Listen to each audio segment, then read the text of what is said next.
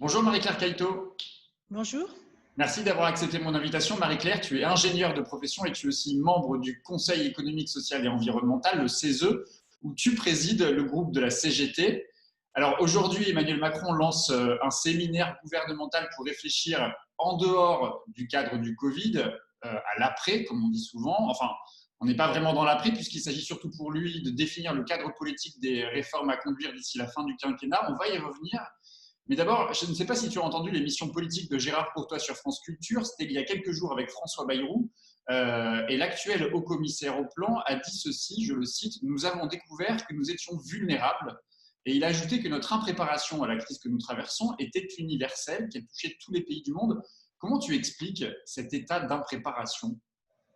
Moi, je trouve je suis assez stupéfaite quand on dit que nous avons découvert que nous étions vulnérables, parce que effectivement, la crise due au virus du Covid a mis en évidence cette très forte vulnérabilité, en particulier aux chaînes de valeur internationales.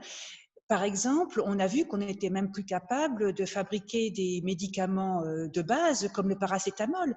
Mais je rappelle quand même qu'il y avait eu un rapport parlementaire sur cette question-là. De tête, il me semble que c'était en 2018, qui justement pointait ça, disait qu'on ne fabriquait presque plus de médicaments et qu'on était très dépendant. Donc ces choses-là, on les connaissait déjà. Mais sauf qu'on voit bien que tant qu'il n'y avait pas, j'allais dire, un événement dramatique pour nous mettre, je vais le dire de façon un peu triviale, le nez dedans, on pouvait penser qu'on pouvait continuer de faire comme si ça n'existait pas, quoi, hein. Et là, on a été mis devant cette évidence.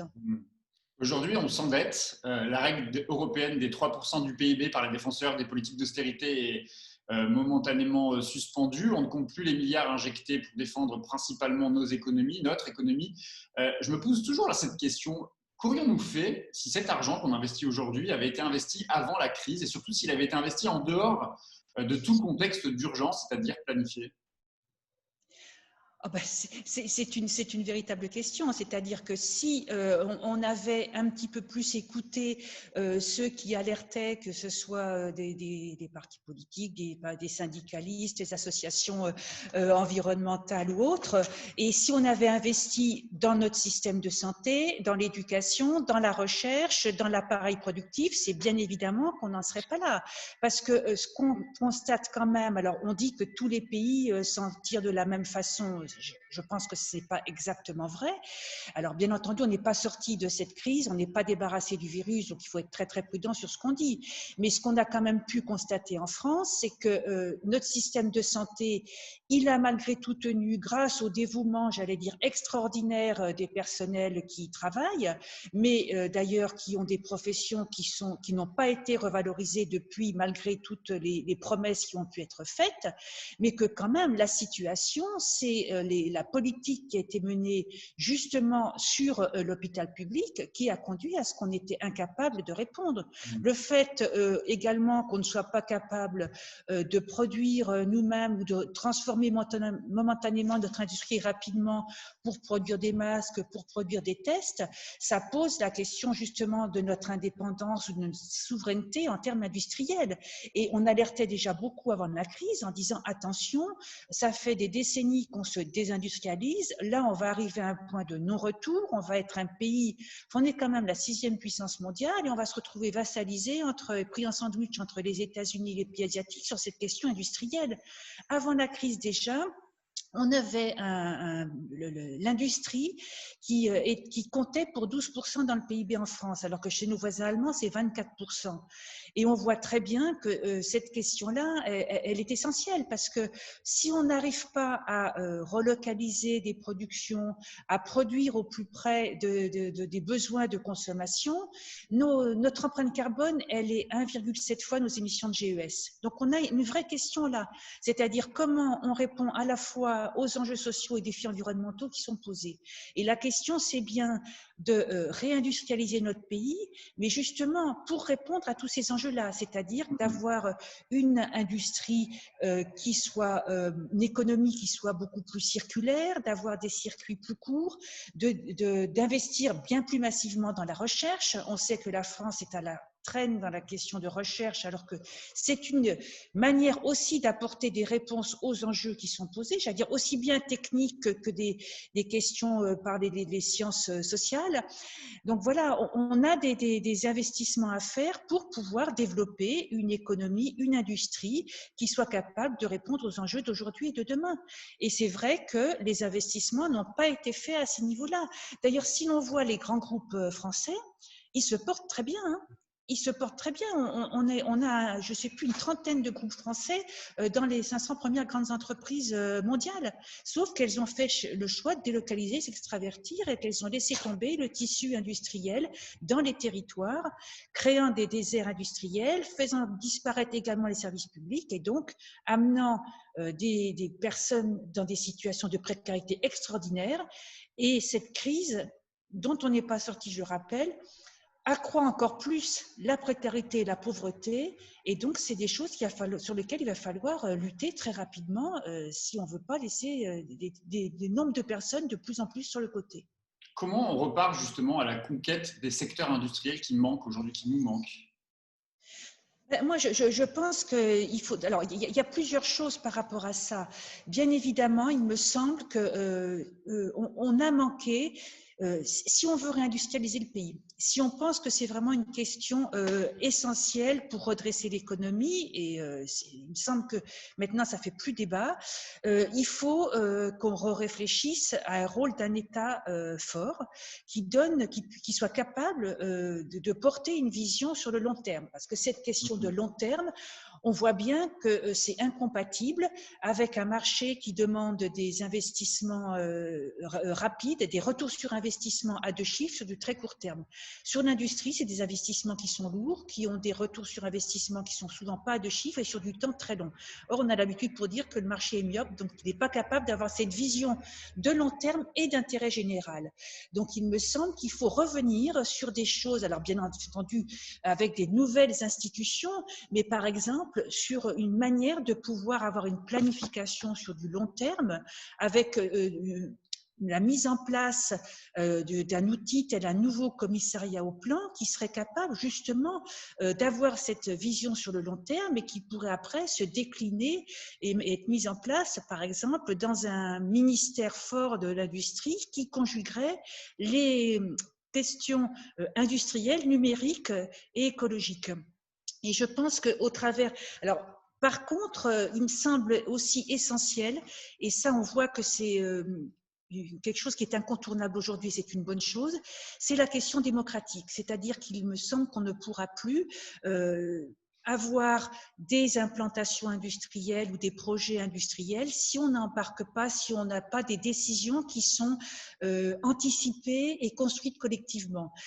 C'est-à-dire que, par exemple, il me semble que ce commissariat au plan, il devrait être capable de construire un projet collectif partagé qui embarque, j'allais dire, la population.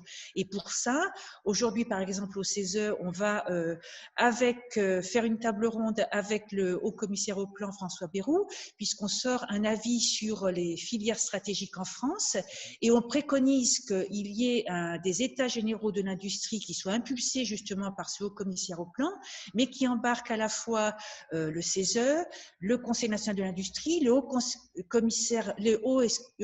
pour le climat et toutes les parties prenantes pour justement définir la manière de travailler, les filières qui sont stratégiques pour le pays et comment on va pouvoir les ramener en France ou en Europe. Alors justement, tu parles des filières stratégiques. Ça a à voir, sans doute, dans le débat démocratique que tu appelles de tes voeux, aux besoins qui sont les nôtres aujourd'hui, des besoins qui peut-être ou sans doute devraient changer demain après cette crise que l'on est en train de traverser. C'est quoi les grands enjeux stratégiques? Quels sont les grands secteurs industriels qu'il faudrait renouveler, repenser à l'aune justement de la crise que l'on vient de traverser? Ben, on voit bien qu'il y a les secteurs stratégiques, j'allais dire un petit peu classiques, hein, tels qu'ils ont été définis précédemment, qui sont tous les secteurs des entreprises dites de réseau, hein, qui sont la question des transports, de l'énergie et des télécommunications.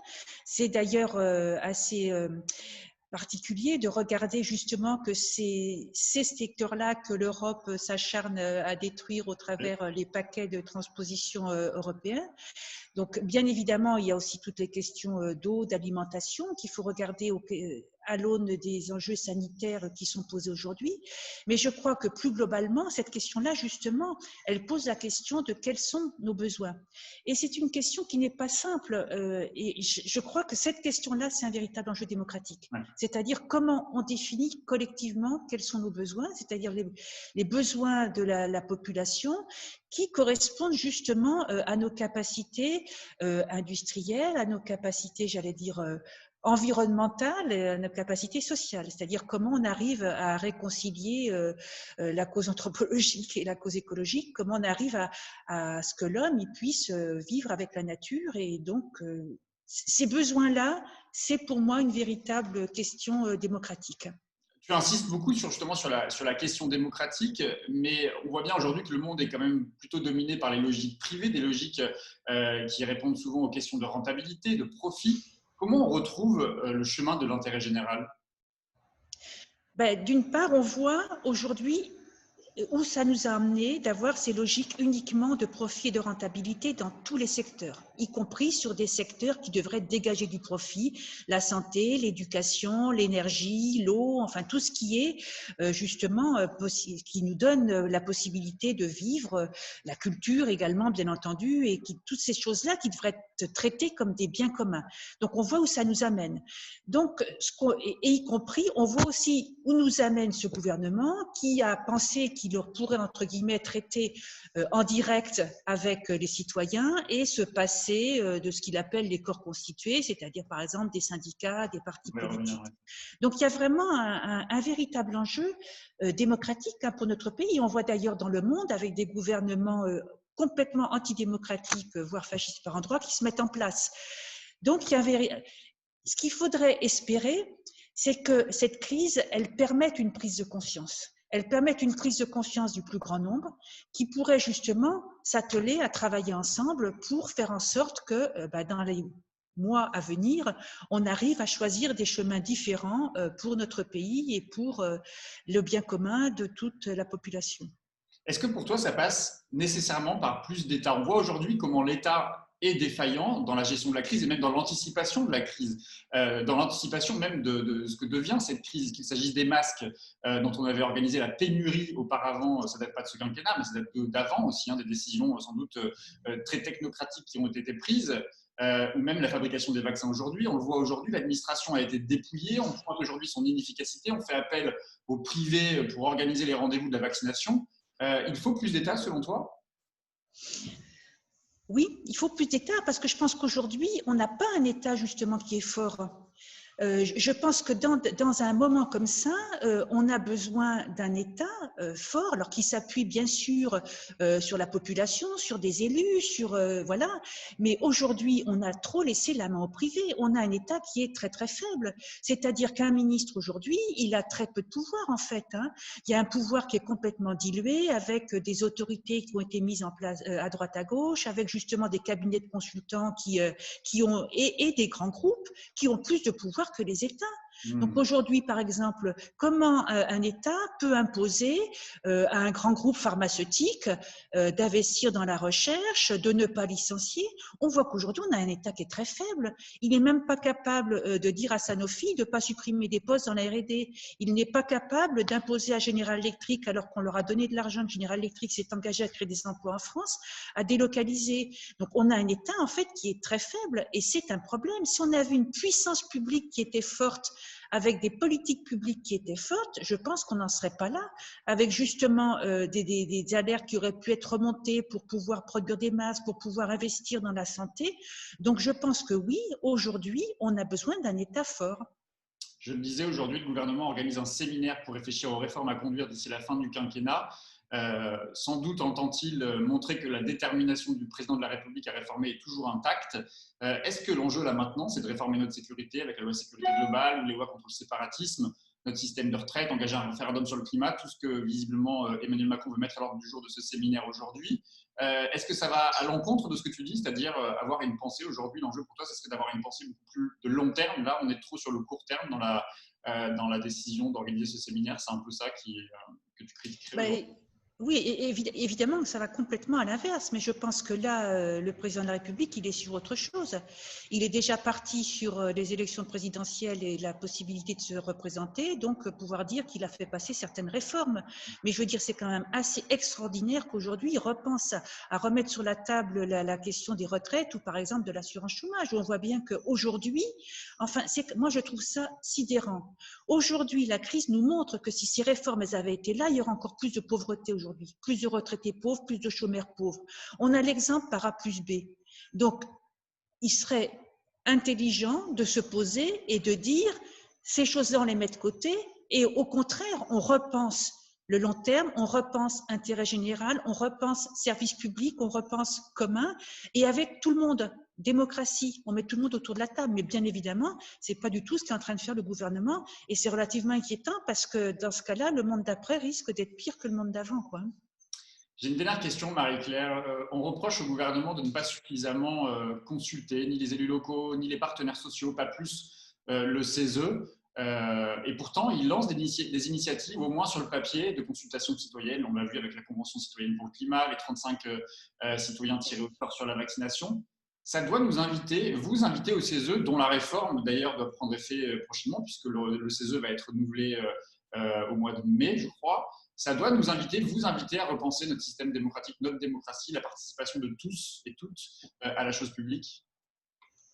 Oui, moi je pense que le CESE qui est la troisième Assemblée de la République, est un endroit qui est important pour la démocratie, justement, parce qu'il y a une représentation de la société civile organisée qui arrive à débattre ensemble sur des sujets de fond et à sortir des préconisations ou des avis qui, si elles avaient été prises en compte par le gouvernement, je pense qu'on n'en serait pas là. Après, nous, on a suivi de près, c'est la Convention citoyenne pour le climat, qui était un exercice démocratique qui était très intéressant.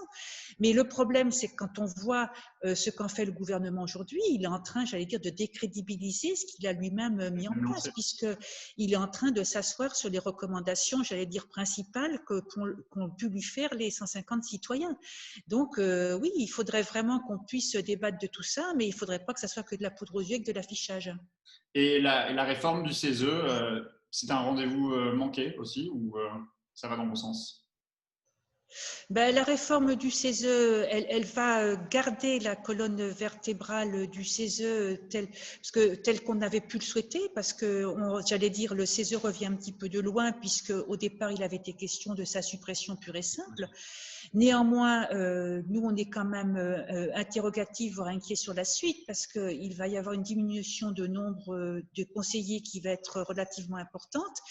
Et nous, ce qu'on pense, c'est que l'intérêt pour nous de siéger au CESE, c'est pas en tant qu'individu, mais c'est parce qu'on représente derrière des salariés.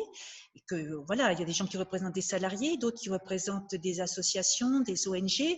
Donc, on peut puiser, j'allais dire, ce qu'on dit au CESE, ce qu'on porte au CESE, par un vécu concret sur le terrain.